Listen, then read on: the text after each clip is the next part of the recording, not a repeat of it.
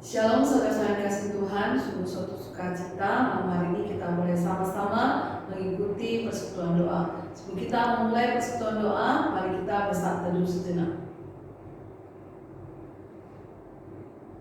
Amin. Mari kita menaikkan pujian yang pertama, Sorry Over That Mountain.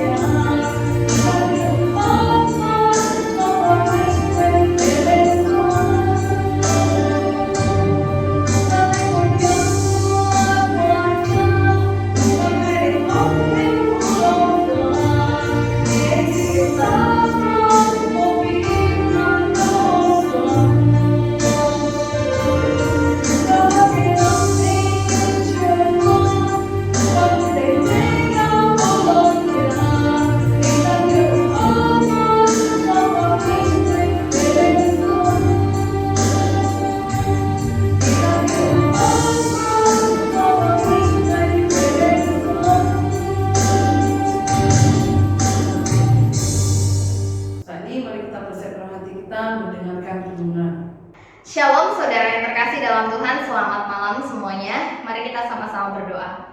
Tuhan Yesus, kami akan mendengarkan firman Tuhan. Tuhan Yesus tolong supaya kami dapat mendengar dengan baik dan kami juga dapat berubah oleh karena kebenaran firman Tuhan. Dalam nama Tuhan Yesus kami berdoa, kami bersyukur. Amin. Saudara yang terkasih dalam Tuhan, mari membuka dalam Yakobus pasal 4 ayat 17. Saya akan membacakannya untuk kita semua. Jadi jika seseorang tahu bagaimana ia harus berbuat baik, tetapi ia tidak melakukannya, ia berdosa. Saudara, saya pernah nonton sebuah film, tapi saya agak lupa judulnya, kalau nggak salah Ghost. Nah, film ini menceritakan tentang sepasang kekasih gitu ya Bapak Ibu. Tetapi ternyata ada sesuatu yang aneh gitu di dalam relasi mereka ya. Cewek dan cowok ini sebut saja si A dan si B ya. Si B ini lelaki, si A ini perempuan. Si B ini ternyata mencintai si A, tetapi dia tidak pernah mengungkapkan rasa cintanya gitu ya. Dia nggak pernah nembak, dia juga nggak pernah ngajak si si A ini untuk menikah. Nah jadi si perempuan ini dalam hatinya ya bertanya-tanya sih, kok nih cowok udah lama deket sama saya gitu ya, bahkan kita tinggal bareng ya, karena ini culture Eropa dimana kalau belum menikah sudah tinggal satu rumah ya itu sah-sah aja gitu. Tapi kalau sebetulnya itu menyalahi kebenaran firman Tuhan dan mereka pun tahu sebetulnya itu tidak boleh. Nah jadi saudara yang terkasih dalam Tuhan, si perempuan ini bertanya-tanya gitu, sebetulnya maksud dari kedekatan mereka ini apa sih? Udah tinggal satu rumah, bahkan sudah berhubungan intim gitu. Tetapi kok si cowoknya ini tidak pernah mengatakan bahwa dia ini mencintai perempuannya atau mengajak perempuannya ini untuk berkomitmen dalam sebuah pernikahan gitu. Nah jadi saudara, perempuan ini bertanya-tanya tapi dia memendam gitu ya. Ya udahlah, dibiarin aja gitu. Nah ternyata di pihak si lelakinya ini juga berpikir gitu ya, aduh kapan ya saya mau menyatakan perasaan saya kepada perempuan ini, kapan ya saya mau mengatakan isi hati saya, ya saya mau ngajak dia nikah, kapan ya. Lalu si cowok ini mikir, ditunda, hingga suatu hari Bapak Ibu ceritanya nih udah fix nih, matang ya, hari ini saya mau mengatakan semuanya gitu ya. Tetapi terjadilah yang namanya kecelakaan hingga si cowoknya ini meninggal, dan di film itu diceritakan cowoknya ini jadi hantu Bapak Ibu. Tapi ketika cowoknya jadi hantu, cowoknya ini masih ingat nih ya, masih ingat sama ceweknya. Jadi dia pergi ke rumah si cewek ini dan dia melihat, dia menyaksikan bagaimana perempuan yang dia cintai itu begitu tersiksa, begitu terluka gitu ya dengan kepergian dia gitu.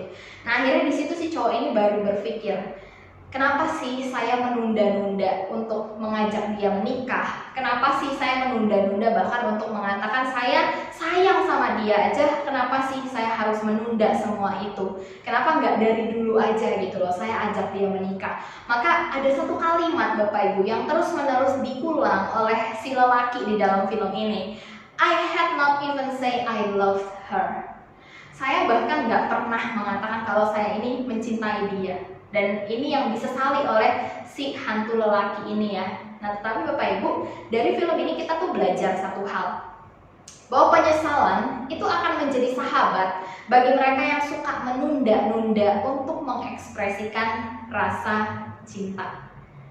Saudara yang terkasih dalam Tuhan, dari film yang hanya fiktif belaka ini, kita diajarkan satu hal yang penting, bahwa ketika kita menunda untuk menunjukkan rasa cinta, menunda untuk mengekspresikan rasa sayang, terkadang kita akan dihukum oleh yang namanya penyesalan. Penyesalan akan terjadi ketika Anda dan saya tidak lagi punya kesempatan untuk menunjukkan hal-hal yang demikian. Saudara, di dalam film itu kita lihat yang meninggal, yang menyesal, banyak penyesalannya gitu ya. Saya nggak pernah gini selama hidup, saya nggak pernah gitu selama hidup untuk perempuan saya. Tetapi pada faktanya, pada aslinya di dalam hidup kita hari ini, biasanya yang ditinggalkan itu yang akan menyimpan banyak penyesalan. Betul nggak saudara? Pasti betul. Karena apa? Ketika kita ditinggalkan, kita tidak punya lagi kesempatan untuk menunjukkan atau mengekspresikan rasa cinta kita. Maka dari itu saudara, kalau kita pergi ke ibadah pemakaman atau acara pemakaman, acara kedukaan seperti itu, saya seringkali mendengar ada kalimat-kalimat yang seperti ini bunyinya. Seandainya waktu bisa diputar kembali, saya akan memperbaiki kelakuan saya. Seandainya gitu ya, waktu bisa diputar kembali, saya akan menjadi yang terbaik bagi pasangan saya akan menjadi yang terbaik bagi orang tua saya akan menjadi yang terbaik untuk istri saya akan menjadi yang terbaik untuk suami saya. Biasanya hal-hal seperti ini dikatakan oleh orang-orang yang sudah ditinggalkan, oleh orang-orang yang sudah tidak punya kesempatan untuk mengekspresikan rasa sayangnya, mengekspresikan rasa cintanya. Lalu juga ada kalimat yang bunyinya demikian, saya belum bisa membahagiakan dia tetapi dia sudah pergi meninggalkan saya. Biasanya ini diucapkan oleh orang-orang yang kelakuannya buruk terhadap orang yang dia sayang. Bilang sayang tetapi kelakuannya buruk terhadap orang yang dia sayang. Ini banyak sekali Bapak Ibu kita temui gitu ya. Ada bapak yang mengaku dia sayang sama anaknya, tetapi sikapnya sangat buruk terhadap anaknya. Dan dia mengatakan, saya gak bisa mengendalikan diri saya, sehingga saya terus-menerus bersikap buruk terhadap anak saya, terhadap keluarga saya. Saudara, ini bukan alasan. Karena ketika kita tidak punya kesempatan lagi untuk mengasihi, untuk menunjukkan rasa sayang kita akan dihukum oleh rasa penyesalan yang begitu besar. Lalu juga ada orang yang mengatakan seperti demikian, saya belum sempat memberikan yang terbaik untuknya. Biasanya hal-hal ini dikatakan oleh orang yang selama hidupnya dengan pasangannya, dengan orang tuanya, dengan keluarganya, dia punya kesempatan untuk memberikan yang terbaik, tetapi dia tidak mau memberikan. Seharusnya saya bisa melakukan ini, seharusnya saya bisa melakukan itu untuk dia, tetapi saya menundanya sehingga akhirnya ketika dia sudah pergi, saya tidak bisa punya kesempatan itu lagi. Nah, saudara yang terkasih dalam Tuhan, kalimat-kalimat ini adalah kalimat penyesalan. Seandainya saja, jika saja saya punya kesempatan kedua. Sayangnya saudara, waktu begitu kejam. Ketika dia sudah mau mengambil sesuatu dari kita, percayalah, tidak ada kesempatan kedua. Saudara yang terkasih di dalam Tuhan, hari ini mari kita sama-sama belajar dari Yakobus pasal 4 ayat 14. Jadi, jika seseorang tahu bagaimana ia harus berbuat baik tetapi ia tidak melakukannya, ia berdosa. Termasuk kita yang suka menahan-nahan untuk berbuat baik kepada orang yang kita kasihi, menahan-nahan diri untuk tidak menunjukkan rasa sayang kepada orang yang kita kasihi. Termasuk kita yang seringkali beralasan kita sulit mengubah diri kita untuk menjadi versi yang terbaik bagi orang yang kita kasihi. Saudara yang terkasih dalam Tuhan, menunda-nunda semua ini, menunda-nunda hal baik itu dihitung sebagai dosa. Nah, saudara yang terkasih dalam Tuhan, kalau hari ini biasanya ya kita suka menunda-nunda kebaikan, itu bukan karena hukum hari Sabat, tetapi karena gengsi ya. Lalu karena apa? Karena pernah bertengkar gitu ya. Misalnya saya dulu berteman ya, sebut saja seseorang ini bernama Mawar gitu ya. Kita akrab gitu ya, kita berteman dekat gitu ya. Tetapi suatu kali gitu ya Bapak Ibu, terjadi yang namanya badai kehidupan sehingga saya dengan Mawar ini harus berantem gitu ya. Akhirnya kita sama-sama sakit hati dan memutuskan untuk tidak berelasi lagi. Ya karena saya pernah bertengkar sama dia, ya udah kita nggak usah berelasi lagi. Nah, suatu kali Bapak Ibu, saya tahu dia ini membutuhkan bantuan. Tetapi karena saya pernah bertengkar sama dia, gengsi dong kalau saya harus bantu. Akhirnya saya menunda kebaikan, menunda perbuatan baik. Saya tahu dia membutuhkan pertolongan saya, tapi saya nggak mau tolongin karena alasan kita pernah bertengkar. Nah, jadi saudara, banyak sekali alasan kita untuk menunda kebaikan itu karena ya kayak gini-gini, karena gengsi lah, karena pernah bertengkar lah. Mungkin kita nggak pernah menyampaikan rasa sayang kita secara lisan kepada orang tua, kepada pasangan, kepada suami, kepada istri, kepada anak. Tidak pernah secara lisan kita sampaikan, aku sangat mencintai kamu, aku sangat menyayangi kamu. Kita tidak pernah menyampaikan hal-hal demikian. Ini padahal hal-hal yang baik. Karena apa? Karena gengsi. Karena kita nggak biasa ngomong kayak gitu. Atau kita alasan lagi, karena kita dari kecil nggak pernah mendapatkan orang tua kita atau orang di sekitar kita mengatakan hal demikian kepada kita. Maka saya pun ya tidak terbiasa aja untuk ngomong hal kayak gitu. Nah saudara, ini sebetulnya kita sedang membela gengsi kita gitu ya. Kita enggan untuk menunjukkan rasa sayang, menunjukkan rasa cinta melalui perkataan, ya karena sebetulnya kita nggak biasa aja ngelakuinnya. Padahal Bapak Ibu, pengakuan bahwa kita dicintai secara lisan itu memegang peranan yang cukup penting di dalam kehidupan kita. Beberapa waktu lalu saya sempat chatting dengan cici saya namanya Resa. Lalu dia bercerita bagaimana dia mengingat dulu satu kejadian di mana dia ini sempat merawat nenek saya di rumah sakit ketika nenek saya itu ada dalam masa kritis. Di masa kritis itu nenek saya tidak di ruang ICU, tidak di ruang UGD, tetapi dia di kamar biasa. Nah, jadi hari itu cici saya mendampingi nenek saya. Nah, jadi saudara, di malam itu terjadilah sebuah percakapan antara nenek saya dengan cici saya. Nenek saya hari itu sudah tidak bisa membuka mata, tetapi dia masih bisa mendengar dan berbicara. Jadi nenek saya bilang ke cici saya demikian, Resa, sayang nggak sama Ama? Cici saya bilang, sayang lah. Lalu ama saya bertanya untuk kedua kalinya, Resa sayang gak sama ama?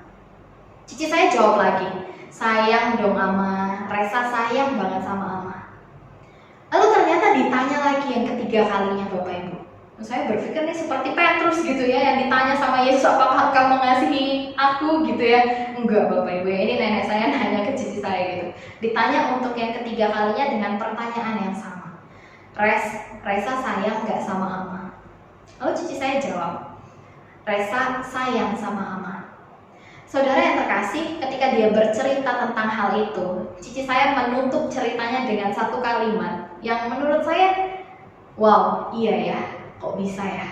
Cici saya menutup cerita itu dengan kalimat demikian, kasihan ya, orang yang sudah setua itu, sudah terbaring di ranjang rumah sakit, masih merasa tidak dicintai. Mungkin karena gak pernah ada yang mengatakan kepadanya bahwa dia sangat dicintai. Saudara yang terkasih dalam Tuhan, kita tidak hanya butuh tindakan dicintai, tetapi kita juga butuh pengakuan secara lisan bahwa kita adalah orang yang dicintai. Maka dari itu saudara, terkadang ketika kita gengsi untuk mengucapkan saya mencintai kamu, saya menyayangi kamu, saudara, sebetulnya itu kita sedang menahan diri kita karena gengsi kita yang tinggi. Saudara, mulai hari ini yuk kita sama-sama biasain untuk mengungkapkan rasa cinta secara lisan dan juga perbuatan tentunya. Nah, jadi saudara, ini alasan dua ya, gengsi dan pernah bertengkar. Jadi kita menunda-nunda untuk berbuat baik. Lalu juga kita berpikir demikian, takut dimanfaatin sama orang. Kalau saya terlalu baik, nanti saya dimanfaatin. Kalau saya terlalu mudah menolong dia, nanti dia jadi manja gitu ya. Nanti dia jadi minta tolong terus, nanti saya dimanfaatkan. Nah, banyak orang juga membela dirinya ketika dia menunda perbuatan baik dengan dalih seperti ini ya. Saya takut dimanfaatin sama orang lain. Nah, saudara, kebaikan yang ditunda hanya akan memperpanjang daftar penyesalan. Terlebih kalau kita menunda menunjukkan kebaikan kepada orang-orang terdekat kita, seperti keluarga, pasangan, lalu juga misalnya sahabat kita. Kalau kita menunda untuk menunjukkan kebaikan kepada mereka, kita akan semakin memperpanjang daftar penyesalan. Karena setiap orang punya batas waktu Bapak Ibu. Saya nggak tahu kapan kita akan berpisah. Saya dipanggil ke rumah Bapak, kapan saya nggak tahu. Nah, jadi saudara, ketika kita tahu kita tidak akan senantiasa bersama-sama, mari sama-sama kita menjadi orang yang berani untuk menunjukkan rasa sayang, menunjukkan kasih kita kepada orang-orang di sekitar kita. Saudara, hal kedua yang saya ingin kita sama-sama belajar adalah bahwa menunda kebaikan adalah dosa. Saudara ingat doa Bapa kami? Doa Bapa kami itu ada kalimat seperti ini, dan ampunilah kami akan kesalahan kami. Saudara, kalau dilihat dalam bahasa aslinya, kesalahan ini sama dengan hutang. Nah, hutang itu kan artinya sesuatu yang harus dibayar Bapak Ibu ya. Hutang perbuatan baik kepada orang lain ini juga sama dengan dosa. Nah, jadi Bapak Ibu, waktu kita menunda kebaikan, kita dihitung sedang berhutang sama orang itu. Karena kita menunda kebaikan kita. Kita berhutang kebaikan kepada orang itu. Jadi Bapak Ibu, waktu misalnya nih saya tahu Bapak Ibu kesulitan gitu ya. Misalnya saja saya tahu Bapak Ibu sedang kesulitan atau butuh bantuan dari saya gitu ya. Lalu saya menunda kebaikan saya nggak mau. Saya tahu saya harus bantu tapi saya nggak mau. Nah, ini akan dihitung sebagai hutang. Dan inilah yang setiap hari Minggu kita ucapkan, kita memohon pengampunan Tuhan atas kesalahan-kesalahan, termasuk kesalahan yang demikian. Termasuk ketika kita menunda kebaikan, inilah yang kita mohon kepada Tuhan untuk Tuhan ampuni saya karena saya menunda kebaikan. Saya menunda untuk melakukan hal yang baik bagi orang lain. Saya menunda untuk menunjukkan rasa sayang, menunda untuk menunjukkan rasa cinta saya. Ampuni saya atas dosa seperti ini. Nah, tetapi saudara, hari ini kita udah sama-sama dengar firman Tuhan bahwa menunda menunjukkan kasih, Menunda kebaikan itu adalah dosa. Jadi kalau kita sudah tahu menunda hal-hal seperti itu adalah dosa dan kita tetap melakukan, berarti kita dengan sengaja melakukan dosa. Jadi saudara yang terkasih dalam Tuhan, menunda kebaikan adalah dosa. Saat kita tahu kita harus berbuat baik, saat kita tahu orang butuh pertolongan, mari jangan menunda untuk menunjukkan kebaikan.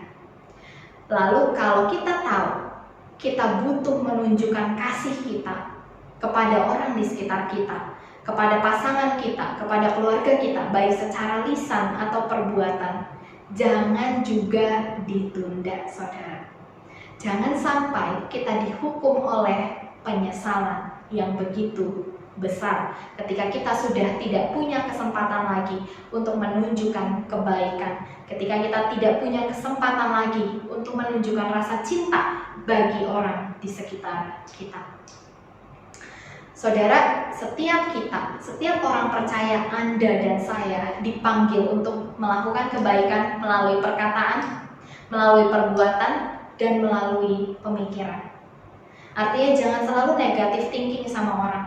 Jangan selalu berpikir, wah orang ini negatif, orang ini jahat. Jangan selalu di dalam pemikiran kita menghakimi orang lain.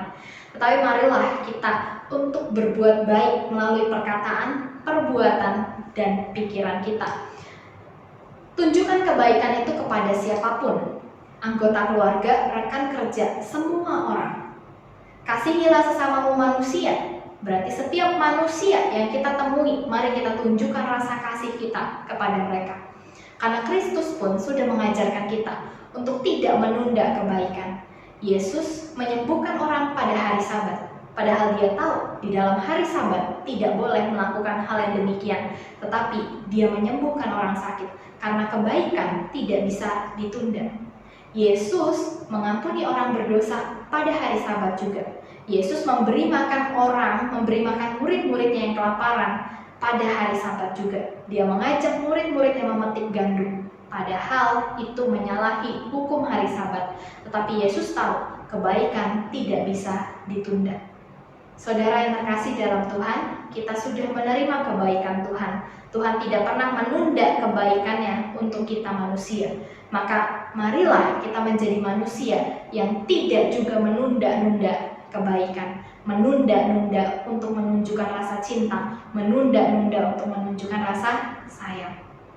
Kiranya firman Tuhan dapat mengubahkan kita dan memberikan kita keberanian untuk menjadi orang yang menunjukkan rasa cinta. Mari kita berdoa.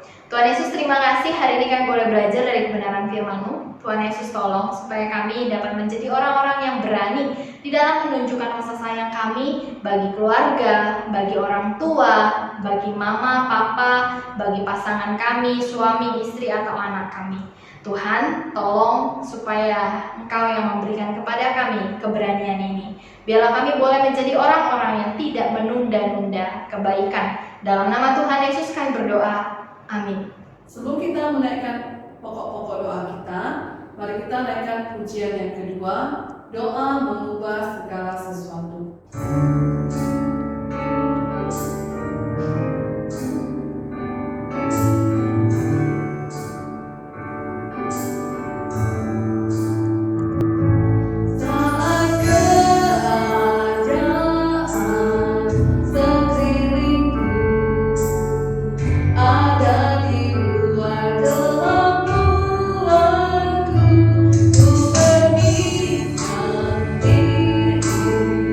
Mencari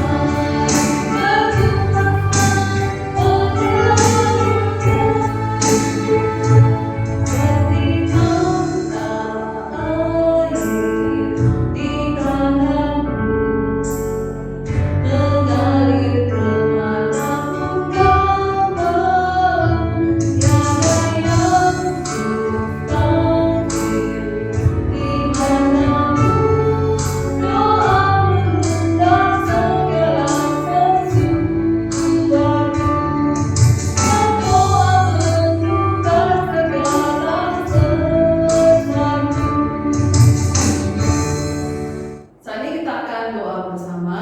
Doa pertama yaitu doa bagi bangsa dan negara. Pertama, kita akan doakan agar Presiden dan seluruh pemerintahan dapat bekerja dengan jujur dan mengutamakan kesejahteraan rakyat. Yang kedua, kita doakan agar penyaluran vaksin COVID-19 dapat berjalan lancar sehingga virus COVID-19 dapat segera teratasi. Yang ketiga, kita doakan untuk kestabilan perekonomian di Indonesia. Yang keempat, kita doakan untuk NTT agar dapat segera pulih dan stabil kembali pasca bencana alam yang terjadi. Mari kita bersatu dalam doa. Bapa di surga, kami datang ke hadapan-Mu, kami mau berdoa bagi bangsa dan negara Indonesia. Tuhan, kami mendoakan Presiden kami dan juga pemerintahan Indonesia dari lapisan yang terbawah sampai yang tertinggi. Dan Tuhan, berikan mereka hati yang takut akan Engkau, yang boleh bekerja dengan jujur dan memikirkan serta mengutamakan kesejahteraan rakyat. Tuhan, kami juga tetap berdoa untuk penyaluran vaksin COVID-19 agar boleh disalurkan dengan cepat dan kepada semua lapisan masyarakat sehingga pandemi ini boleh segera teratasi. Tuhan, saat ini kami juga berdoa untuk perekonomian Indonesia, kiranya walaupun dalam keadaan pandemi, keadaan Indonesia boleh Tuhan pulihkan karena kasih setia Tuhan. Kami berdoa juga Tuhan bagi saudara-saudara kami yang tinggal di daerah NTT yang mengalami bencana alam. Kami berdoa kiranya daerah NTT segera boleh pulih normal pasca bencana alam. Tuhan, dengarkanlah doa kami, dalam nama Yesus kami berdoa, amin. Saat ini kita mau berdoa bagi gereja. Pertama, kita doakan agar ibadah online GMI Titus terus dapat memberkati banyak jiwa. Yang kedua, kita doakan agar majelis GMI Titus makin sehati dalam melayani Tuhan. Yang ketiga, kita doakan seluruh hamba Tuhan yang melayani di GMI Titus, baik Suwira maupun Chuan Tau Tea. Mari kita bersatu dalam doa. Tuhan, saat ini kami mau berdoa bagi gereja kami GMI Titus. Kami berdoa Tuhan untuk ibadah online yang masih terus kami laksanakan. Kiranya melalui ibadah online ini juga Tuhan, banyak jiwa-jiwa boleh diberkati. Biarlah seluruh jemaat Tuhan boleh tetap bersemangat dalam mengikuti ibadah online. Kami juga rindu berdoa Tuhan bagi setiap majelis dan pekerja di GMI Titus, kiranya boleh sehati, saling menolong, saling menguatkan di dalam pelayanan. Tuhan yang memberkati pertumbuhan dari GMI Titus di tempat ini. Kami juga terus berdoa Tuhan untuk Bos Suwira dan contoh yang melayani di tempat ini. Tuhan berikan kesehatan, semangat, dan juga sukacita di dalam pelayanan. Tuhan, dengarkan doa kami, dan nama Tuhan Yesus kami berdoa, amin. Saat ini kita mau berdoa untuk sekolah Metodis 11. Yang pertama, kita doakan kepala sekolah, guru, staf, dan seluruh pekerja Metodis 11 agar terhindar dari bahaya COVID-19. Yang kedua, kita doakan agar rencana pembelajaran tatap muka dapat segera terlaksana. Yang ketiga, kita doakan kerjasama orang tua, guru, dan siswa selama belajar online. Mari kita bersatu dalam doa. Bapa di surga, saat ini kami mau berdoa untuk sekolah Metodis 11 yang ada di tempat ini. Tuhan, mari Engkau yang memberkati baik kepala sekolah, staf, pekerja, guru-guru, dan semuanya agar boleh terhindar dari bahaya COVID-19.